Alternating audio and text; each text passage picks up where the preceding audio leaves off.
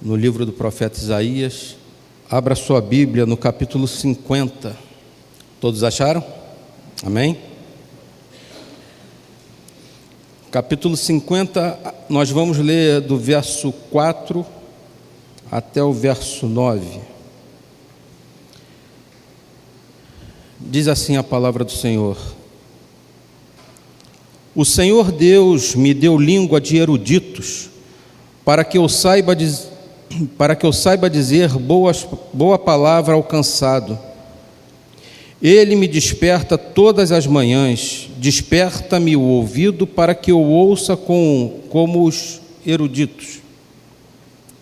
O Senhor Deus me abriu os ouvidos e eu não fui rebelde, não me retraí. Ofereci as costas aos que me feriam e as faces aos que me arrancavam os cabelos. Não escondi o rosto aos que me afrontavam e me cuspiam. Porque o Senhor Deus me ajudou, pelo que não me senti envergonhado. Por isso fiz o meu rosto como um seixo, e sei que não serei envergonhado. Perto está o que me justifica. Quem contenderá comigo? Apresentemo-nos juntamente. Quem é o meu adversário? Chegue-se perante mim. Eis que o Senhor Deus me ajuda. Quem há que me condene? Eis que todos eles, como um vestido, serão consumidos, a traça os comerá. Até a leitura aí da palavra, vamos orar mais uma vez. Senhor Deus e Pai, queremos mais uma vez orar no nome de Jesus, te dando graças, Senhor, pela Tua palavra, que é o que nos alimenta nos dias de hoje. Então, se conosco, nos abençoe, dá-nos ouvidos de eruditos, para que a gente possa compreender, para que o Seu Espírito possa trazer clareza da Tua palavra e todo o ensinamento para as nossas vidas, Senhor, para vivermos vidas santas na Tua presença, que isso seja para o louvor da Tua glória. É o que te pedimos em nome de Jesus. Amém. Eu, quando tinha 14 anos de idade, eu entrei numa escola, num centro de formação profissional da rede ferroviária. Era uma escola própria para formação de profissionais que trabalhariam especificamente na ferrovia. E nós estudávamos o dia inteiro, de 7 horas da manhã até as 4 horas da tarde, e depois ainda tinha que encarar a escola à noite também. Esse período que nós ficávamos lá era dividido em 2 turnos. No primeiro expediente, antes do almoço, ou a gente ficava em sala de aula ou ia para a oficina, e na parte da tarde a mesma coisa, revezavam por conta das turmas. E os 6 primeiros meses a gente passava numa sessão chamada Operações Básicas, que ali a gente aprendia a manusear algumas ferramentas e a gente fazia peças. Tinham as tarefas e a gente criava a peça. A gente recebia um bloco bruto de aço e com a lima a gente ia fazendo as peças.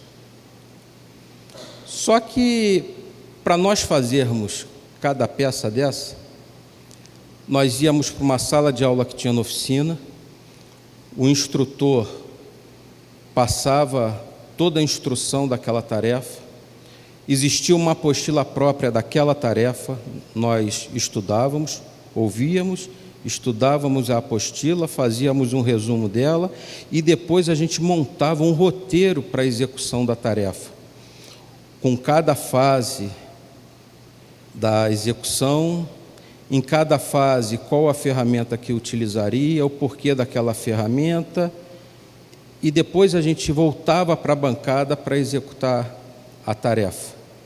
Depois de instruído, nós voltávamos. E enquanto a gente passava esses 6 meses lá, a gente ia fazendo um teste de aptidão, passando nas outras sessões, para ver para que área nós iríamos. Se era elétrica, se era mecânica diesel, marcenaria, tornearia, solda, serralheria, tinha lá várias.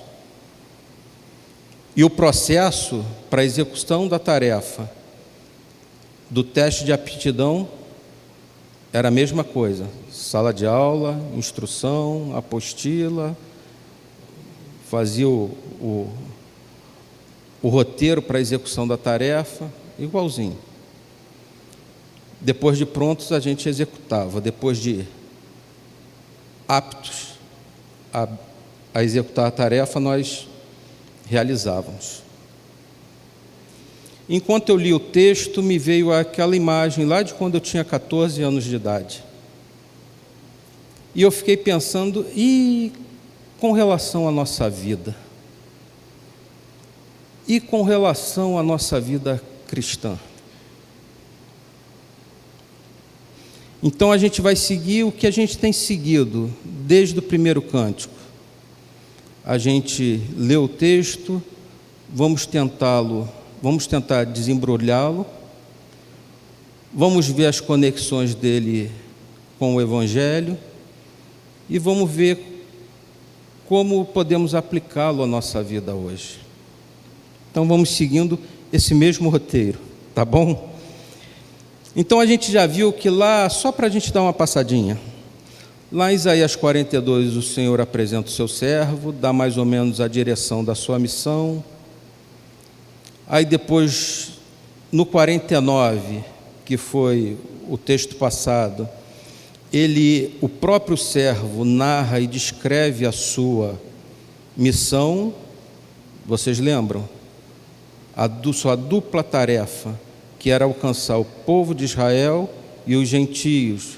Lembra da espada afiada, da flecha polida, né? O alvo mais próximo, o alvo mais distante, mas a palavra é que faz tudo. O servo, ele leva a palavra, né? Ele foi enviado para isso. E agora também no 50, da mesma forma, a gente vê que é o servo quem continua falando.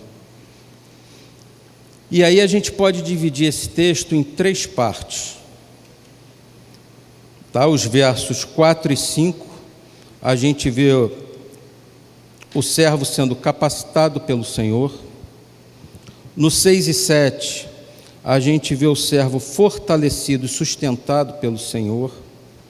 E no 8 e 9, o servo justificado pelo Senhor.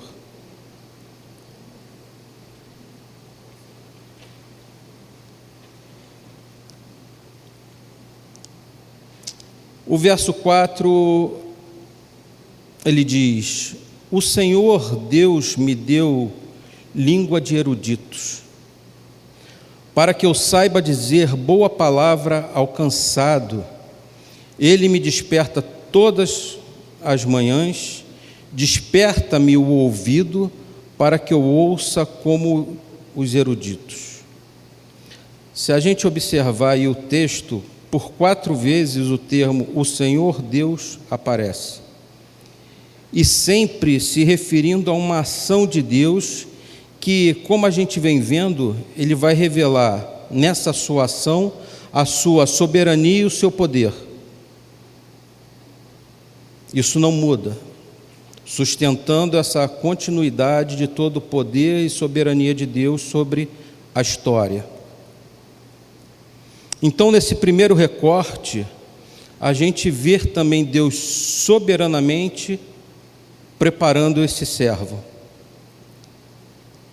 O Senhor Deus me deu língua de eruditos. O servo, a gente viu que ele foi chamado desde o ventre da sua mãe, com propósito destinado. E aqui o verbo deu, o Senhor Deus me deu, vai além de algo assim como doar, mas quer dizer que Deus estabeleceu o servo com uma língua de eruditos, uma língua de quem foi treinado, de quem foi instruído por Deus para falar das coisas de Deus. Deus operando junto com o servo, no desenvolvimento do servo para o envio da missão. Mas qual o propósito de se ter uma língua instruída sobre os ensinos de Deus, uma língua de eruditos? E a resposta está aí no próprio verso, na parte B. Para que eu saiba dizer boa palavra ao cansado. Então, Deus não faz nada sem propósito, então a instrução do servo é que aquela palavra, a proclamação da palavra, seja para dizer boa palavra ao cansado, ou seja, para ajudar, para socorrer ao desanimado, ao exausto, com as boas novas que ele estava trazendo. Essa palavra aí que cansado, na verdade, imagina alguém assim que não suporta mais nem respirar. É o peso do pecado sobre a nossa vida. E ele segue dizendo que ele me desperta todas as manhãs, desperta-me o ouvido. O próprio Senhor o faz atento para ouvir. E o propósito dele ser despertado, a gente vai ficar meio que num ciclo, porque o propósito para ser despertado é ter esse ouvido de eruditos, que é o ter um ouvido atento à voz de Deus, aos ensinamentos de Deus. Então, assim como a língua dos eruditos ela é instruída por Deus para falar da sua santa palavra, também os ouvidos dos eruditos são ouvidos prontos e atentos à voz de Deus. Porque lembra da espada e da flecha? A espada e a flecha, ela não é afiada e ela não é polida automaticamente, existe um trabalho. Então, o servo, apesar da gente já saber quem é o servo ele teve que ser instruído, apesar de ser quem ele era. E a espada, justamente, ela é afiada e a flecha é polida mediante o ensinamento de Deus. Mas ele vai seguir no verso 5, dizendo o seguinte: o Senhor Deus me abriu os ouvidos, e eu não fui rebelde, não me retraí. O servo fala sabiamente, porque ele ouviu sabiamente. Ele foi obediente, ele foi disciplinado, o servo ele foi ensinável. Ele se colocou nessa posição de um aprendiz, para depois ele cumprir a sua missão. Lembra que hoje de manhã o pastor Josenildo falou sobre a questão do ser só um ouvinte e não praticante, mas temos que ser ouvintes e praticantes.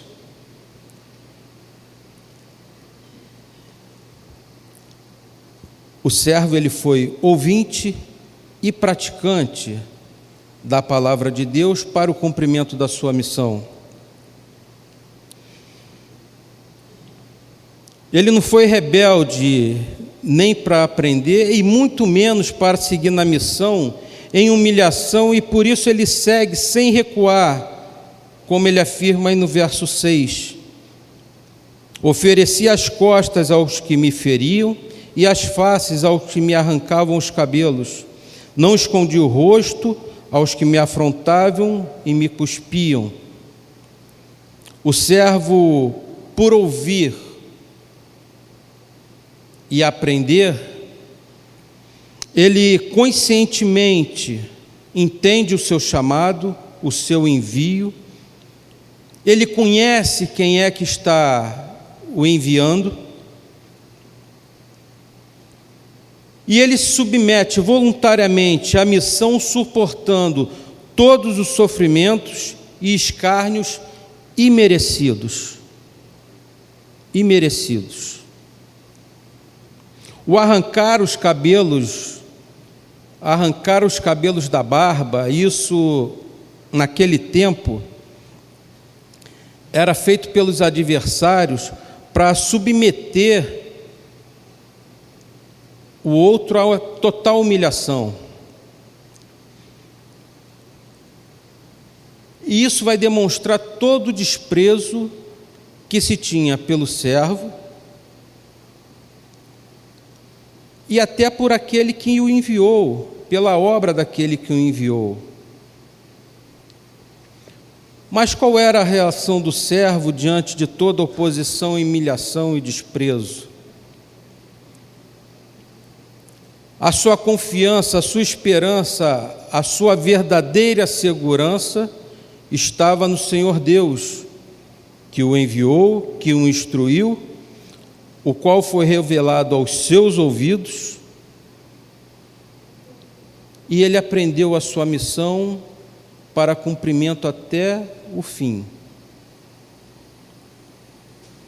E é sobre isso que o servo vai falar a partir do verso 7.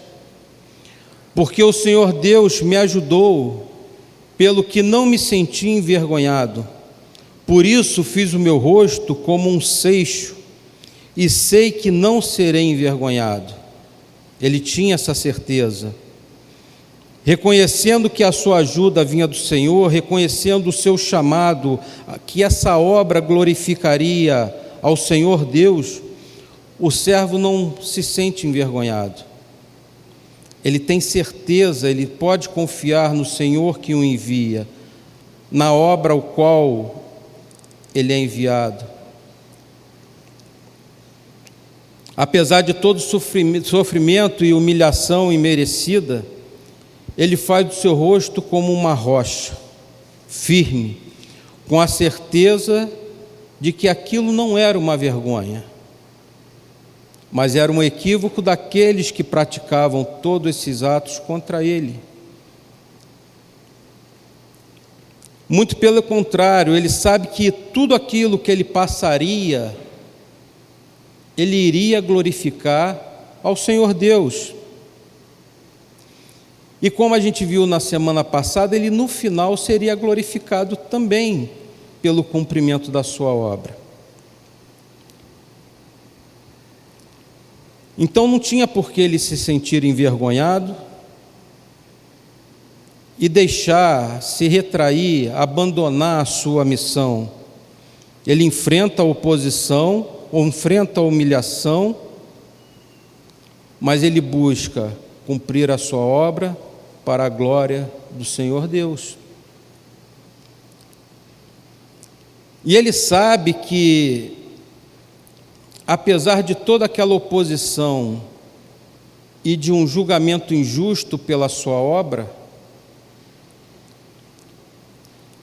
pelo que ele aprendeu ouvindo desse Senhor que lhe enviou, o Senhor Deus, ele sabia que, na verdade, o Senhor Deus é o único que poderia julgá-lo com relação à obra que ele vinha cumprir. Então, ele não podia se envergonhar por aqueles que praticavam os atos da sua missão, contra a sua missão. E aí, a partir do verso 8, ele vai lançar um desafio. Ele diz: perto está o que me justifica, quem contenderá comigo? Apresentemo-nos juntamente. Quem é o meu adversário? Chegue-se perante mim. Eis que o Senhor Deus me ajuda. Quem há que me condene?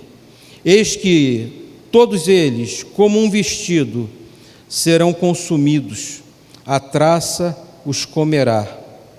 Essa palavra aí, perto, karob, no texto original, ela não fala só de uma distância, perto de distância, mas ela fala de uma intimidade, de um relacionamento pessoal, de um parentesco. Então o servo está revelando algo mais sobre ele agora para nós. Ele é alguém que guarda um parentesco com o Senhor Deus que o envia. Então ele tem a certeza que ele está perto. Ele tem certeza desse parentesco. Ele tem certeza que a segurança dele está no Senhor Deus. Quem contenderá comigo? Apresentemo-nos juntamente. Quem é o meu adversário? Chegue-se perante mim. O servo convoca os seus adversários a comparecerem à presença do verdadeiro juiz, do justo juiz. E ele fala, olha, face a face, compareçamos diante dele face a face. Ouçamos dele o julgamento, a sentença que ele proferirá.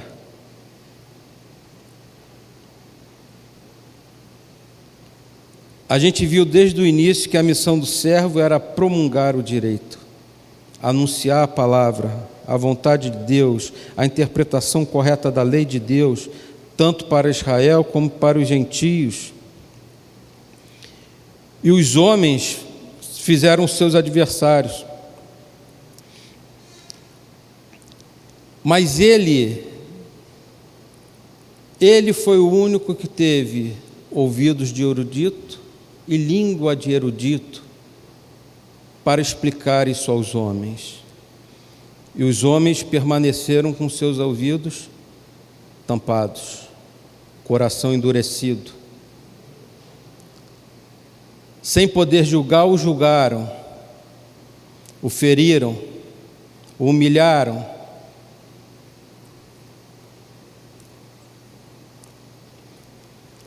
Então, nesse momento, é isso que o servo faz. Convoca os seus adversários para que compareçam perante ao santo juiz para um julgamento. E eis que o Senhor Deus me ajuda, quem há que me condene? Se é o Senhor Deus que o envia para a missão, se Ele é o Criador, se Ele é o Todo-Poderoso, quem dos adversários poderia condená-lo? Por isso essa certeza com ele, de ser sustentado durante a missão, apesar de toda a humilhação que sofreria. E ele já narra isso com antecipação. É mais ou menos assim: vocês estão me humilhando na condição de servo, mas lá na frente nós veremos quem está certo, quem será provado ou reprovado pelo Senhor Deus. Ele já via os seus adversários perecerem por rejeitarem a palavra do Senhor Deus.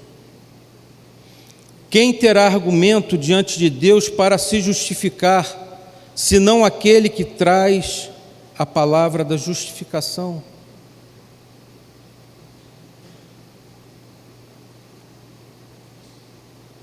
Ele é o único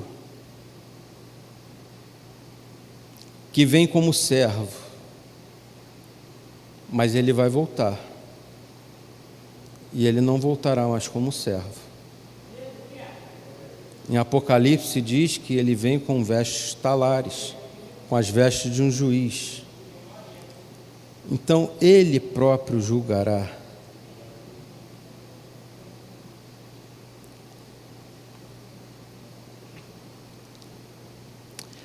Os irmãos lembram daquele episódio, é um texto muito conhecido, quando a família de Jesus vai para Jerusalém por conta da festa da Páscoa, e depois eles retornam, e no caminho eles percebem que Jesus não estava junto.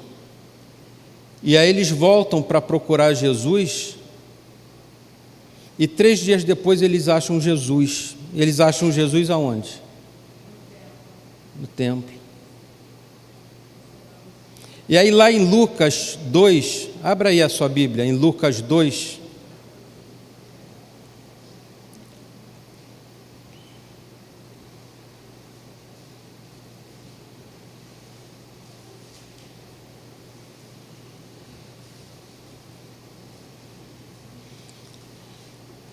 Lucas 2, a partir do verso 46, é dito assim: 3 dias depois acharam no templo assentado no meio dos doutores, ouvindo-os e interrogando-os. Verso 47. E todos os que ouviam, muito se admiravam da sua inteligência e das suas respostas.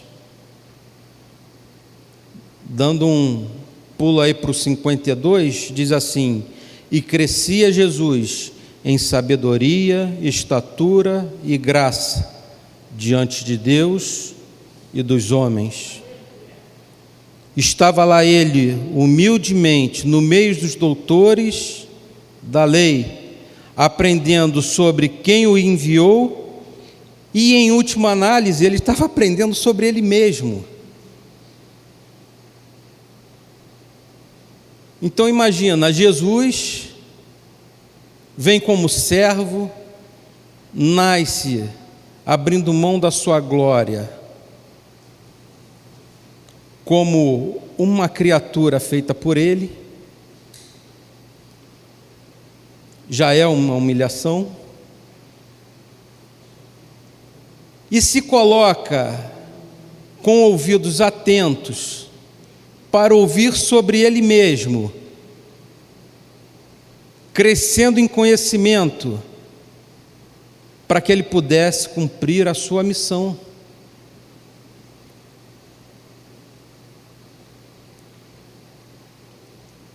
A espada estava sendo afiada, a flecha estava sendo polida.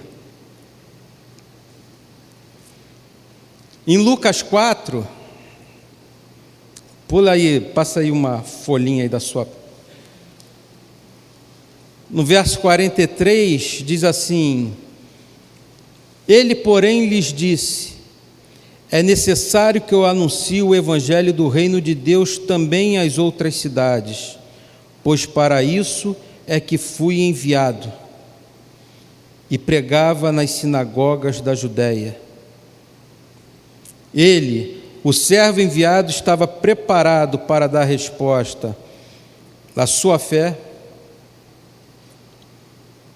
a dar resposta sobre aquilo que ele pregava e por que razão sofria tanta oposição.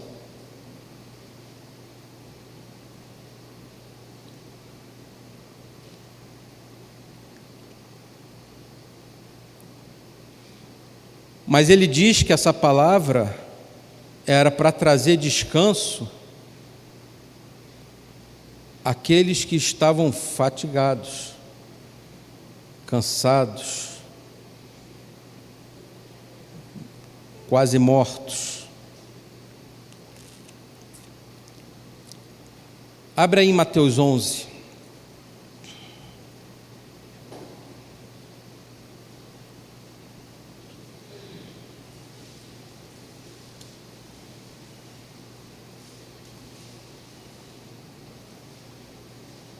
A partir do verso 28 diz assim: vinde a mim todos os que estáis cansados e sobrecarregados, e eu vos aliviarei.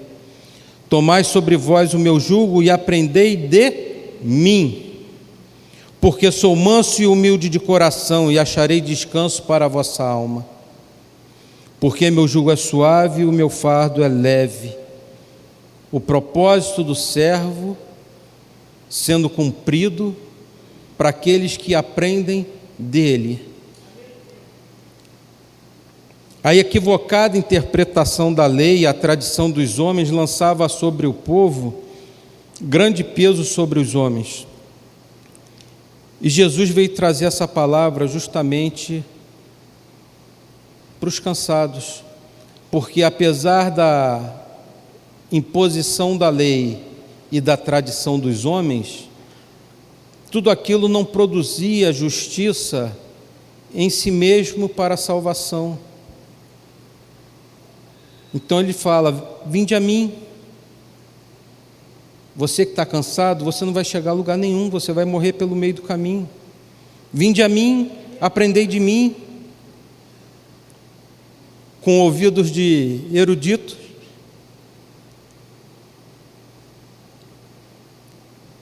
Me dê o seu fardo, o meu é mais leve.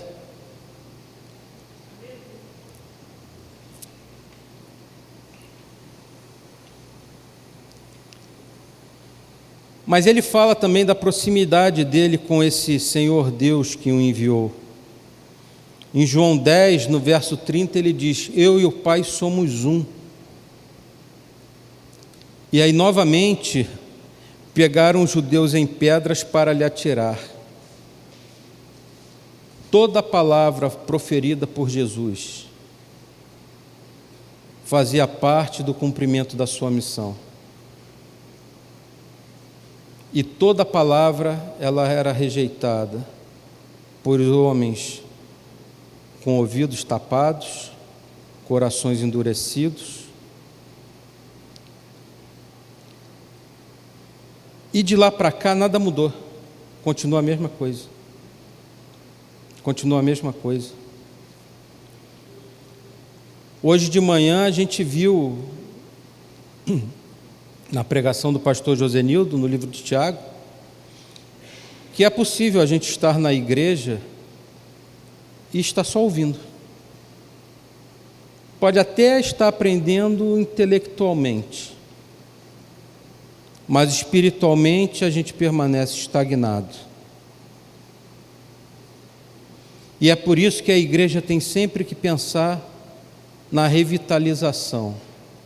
E a gente já conversou sobre isso, não é a revitalização do prédio, não é uma pintura no prédio, mas é uma reforma íntima nossa, é a gente fazer uma reavaliação da nossa vida, como está sendo a nossa vida com Cristo, com aquele que a gente confessa como Senhor da nossa vida, como tem sido esse nosso dia a dia com Ele, como tem sido esse nosso despertar todas as manhãs e ouvi-lo, ou não ouvi-lo, e não praticar nada, apesar de estarmos sentados nos bancos das igrejas.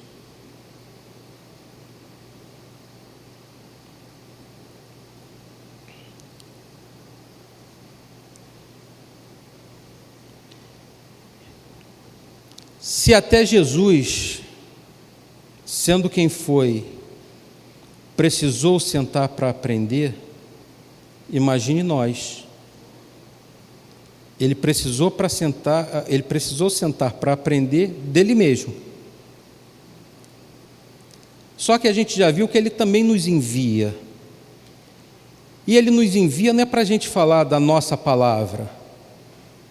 Se ele nos envia para falar da palavra dele, porque lá na grande comissão ele diz: ide por todo mundo, pregar o evangelho a toda criatura, aquele que crê for batizado será salvo, né? E manda que a gente ensine aos outros a guardar tudo aquilo que ele ensinou. Então a gente vai falar da palavra dele, não é da nossa. Mas como é que a gente vai falar da palavra dele se nós não estamos vivos na palavra dele? Precisamos ser revitalizados por essa palavra. Então, se a gente senta no banco da igreja, a gente tem que ter esse ouvido de eruditos. Aliás, ele nos chama para isso. Para que a gente ouça, aprenda e pratique.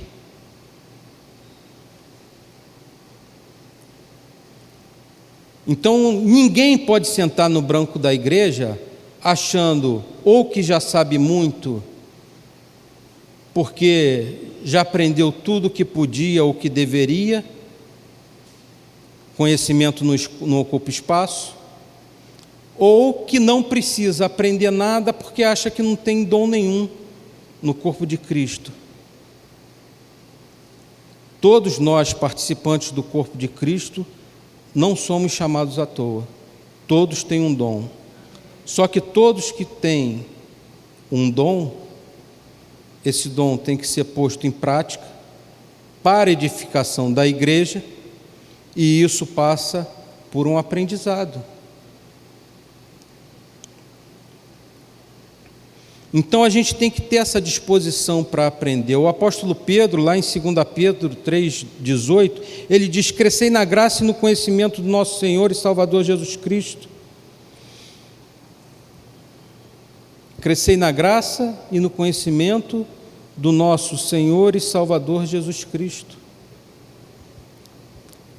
A gente vai viver a nossa vida toda, até a morte, e a gente não vai aprender tudo o que a gente precisa aprender a respeito desse Senhor, do Senhor Jesus. Então isso é um movimento diário, é um exercício diário, não é só domingo na igreja. Domingo, quando a gente chega na igreja, é para o corpo junto participar do momento de adoração, é a prestação do culto a Deus, mas tem um momento de ouvirmos. Mas isso não acaba no domingo. Nossa vida, nosso culto a Deus começa todos os dias quando nós acordamos com vida. Aí temos que ter esse ouvido despertado, temos que ser esse ser ensinável, para a gente aprender mais dele. Nem aqui na igreja não tem o teodoxa, que é teologia mais doxologia. Em teologia tem algo que a gente não pode divorciar, né? No campo teológico a gente fala isso. Teologia correta, doxologia correta. A gente não tem como separar isso.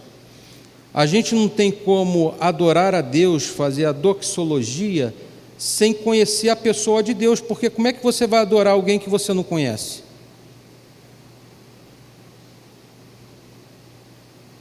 Assim como a ortodoxia da ortopraxia, não tem como divorciar doutrina correta, prática correta. Deus não quer ser adorado de qualquer forma, Ele estabelece uma forma para a adoração dEle.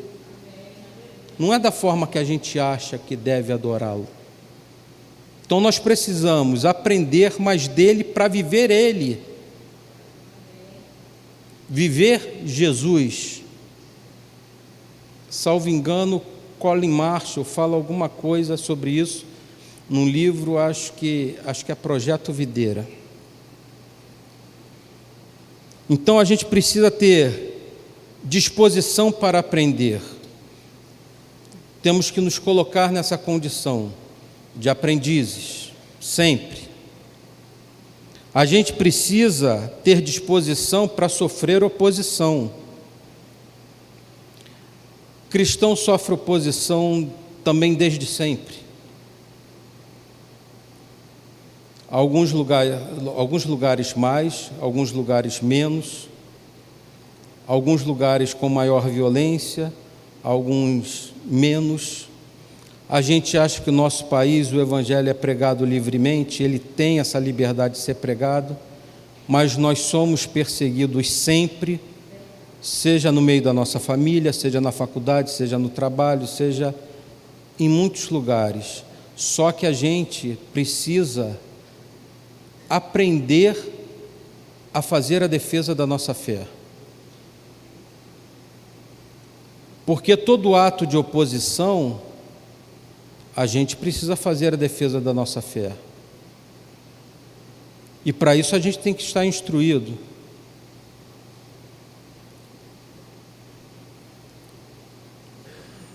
Salvo engano, foi Pascal que, para um amigo ateu, ele fala o seguinte: você trocaria a sua vida pela minha?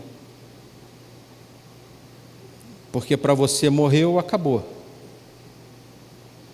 Para mim morreu, estou com Cristo. E ele falou, não, para mim morreu, acabou. Ele falou, então, se a tua teoria estiver certa, morreu, acabou, ok para mim também.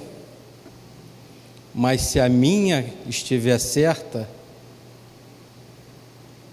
você está lascado. Então, aprender a fazer defesa da sua fé é muito importante. Porque mais das vezes, eu passei muitas vezes por isso, quando não estava aqui na fé, onde eu debatia com alguns cristãos que não encontrava muita saída para os meus questionamentos. E olha que eram coisas simples. Então a gente precisa ter esse ouvido atento à palavra de Deus, a gente precisa aprender. Isso não é uma questão de opção, não. É extremamente necessário, é inegociável. Então a gente precisa estar disposto, tendo conhecimento do que nos aguarda no futuro, estar pronto para sofrer toda oposição, sem negar 1 milímetro a pessoa do Senhor Jesus.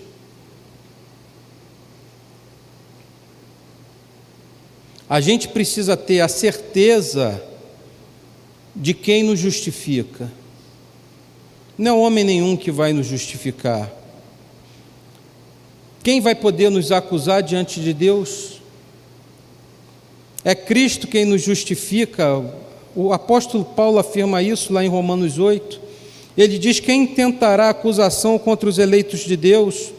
É Deus quem nos justifica. Como está escrito, por amor de ti somos entregues à morte o dia todo. Fomos considerados como ovelha para o matadouro. E olha que a gente nem chega aqui nesse extremo de morte, de ter que confessar a Cristo se não morre, se negar a Cristo se não morre. Não, a gente nem tem esse extremo. E uma breve iniciativa de conversa, de oposição, o que geralmente as pessoas falam? Religião, política, futebol não se discute. Mas se você tem amor pelas pessoas, você sabe que você é chamado para falar do amor desse servo por eles também. Não interessa quem seja a pessoa. Você é chamado e enviado por Ele para continuar a missão. A missão não acabou na sua morte, na sua ressurreição. Não. Ele, em Atos de novo, a gente viu, ele continua enviando a igreja até os confins da terra. Então é algo que eu e você precisamos fazer.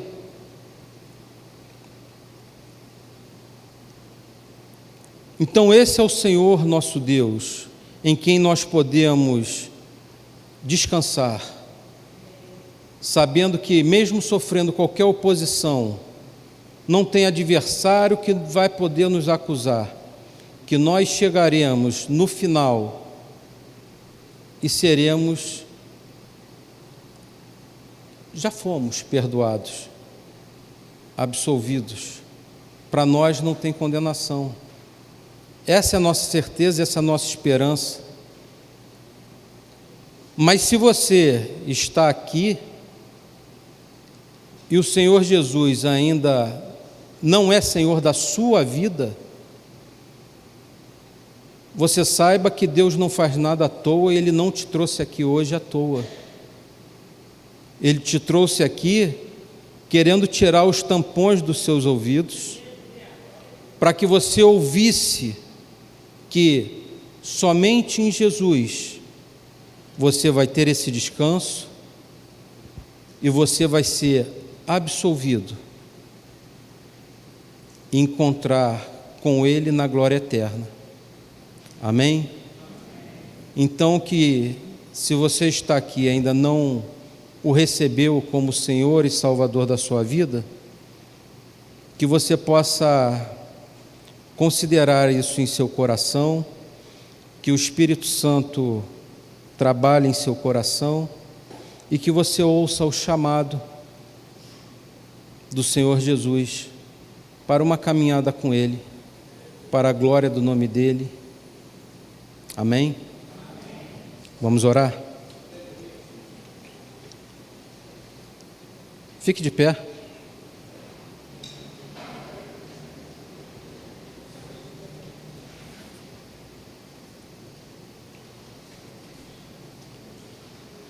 Senhor Deus e Pai, mais uma vez queremos te dar graças,